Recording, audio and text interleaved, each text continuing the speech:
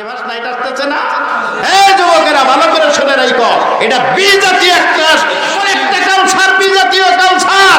এর দ্বারা ঈমান চলে যাবে।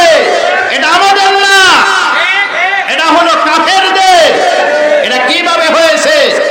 এটা আসছে সেই অতীতকালে, প্রাচীনকালে গ্রিক ধর্ম ছিল, রোম পারস্যের ভিত্তি, রোমের ভিত্তি। এটা সর্বপ্রথম তারা এটা একটা জানুস নামে একটা মূর্তি ছিল। কি মূর্তি ধরে বলেন? জানুস একটা মূর্তি ছিল। এই মূর্তিটা দুইটা মুখ ছিল, একটা সামনের দিকে আর একটা পিছনের দিকে। এই সামনের দিকে একটা মুখ, পিছনের দিকে একটা মুখ। তারা এরকম ভাবে 1 বছর যা করার সবকিছু করত।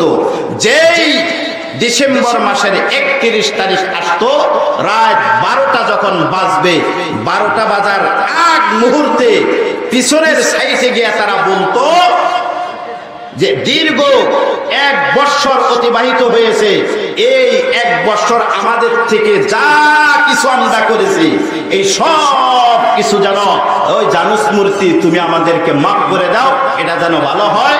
এবং সামনের দিকে যে মুখটা আছে, এই মুখের কাছে গিয়ে তারা বলতো সামনে যে বছরটা আসতেছে, এই বছরটা যেন আমাদের জন্য সুখময় হয়, সুন্দর হয়, সাফল্য হয়, আমরা যেন ভালোভাবে সুন্দরভাবে চলতে পারি।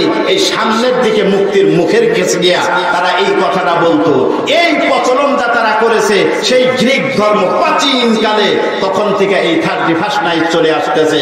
আর তারা ধুমধাম যত ধরনের গান বাজনা, খানা, অশ্লীলতা যা আছে সব কিছু তারা করতো।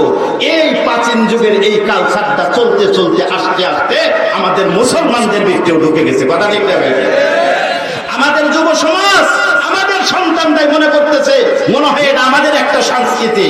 না যুবক, তুমি ভালো করে মনে রাখো, এটা তোমার আমার সংস্কৃতি না, এটা বিজাতীয় সংস্কৃতি।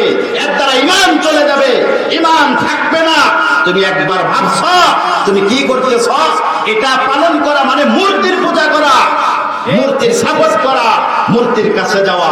তুমি দেখতেছো না তোমার তো ঈমান চলে যাচ্ছে, এর দ্বারা তোমার ঈমান চলে যাচ্ছে, তুমি বুঝতেছো না। আর শুধু তাই না, এই রাত্রিতে যে পরিমাণ বেহায়াপনা, অশ্লীলতা, খারাপতা হয়, মনে হয় পূর্ণ 1 বছরের ভিতরে এই পরিমাণ হয় না। কথা ঠিক না? গত কয়েক বছর আগে একটা মেডিকেল কলেজের পাশে যে পরিমাণ এই 31 নাইটের পরে যে পরিমাণ যার সন্তান পাওয়া গেছিল, পত্রিকায় দিছিল। চিন্তা করে দেখেন যে একটা রাত্রির ভিতরে কি পরিমাণ বেহায়াপনা, কত কিছু হয়। এই জন্য যুবকদেরকে বলবো, ও বাবাজিরা, তোমরা এই কাজ জিন্দিগিতে করবা না, জিন্দিগিতে করবা না। আল্লাহর দিকে মনোনিবেশ করো, আল্লাহর তাআলার দিকে যাও, আল্লাহকে মহব্বত করো, নবীকে মহব্বত করো, নবীর আদর্শ অন্তরে নিয়ে আসো, নবীর ভালোবাসা অন্তরে গাঁথো। তাহলে তুমি দুনিয়াতেও সুখ পাবা, আখিরাতেও সুখ পাবা। আল্লাহর ওয়াদা, আল্লাহর ওয়াদা। কিন্তু ওই কাফের মুশরিকরা আমাদের ঈমানি চেতনা যেন, ঈমানি শক্তি যেন শেষ হয়ে যায়, ঈমান যেন ধ্বংস হয়ে যায়।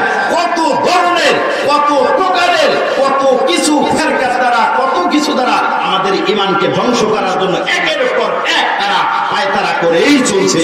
আর এই জিনিসগুলো সুন্দরভাবে মানুষের সামনে আরো সুন্দরভাবে উপস্থাপনা করে, মানুষজন এটা বেশি পছন্দ করে। কথা ঠিক না?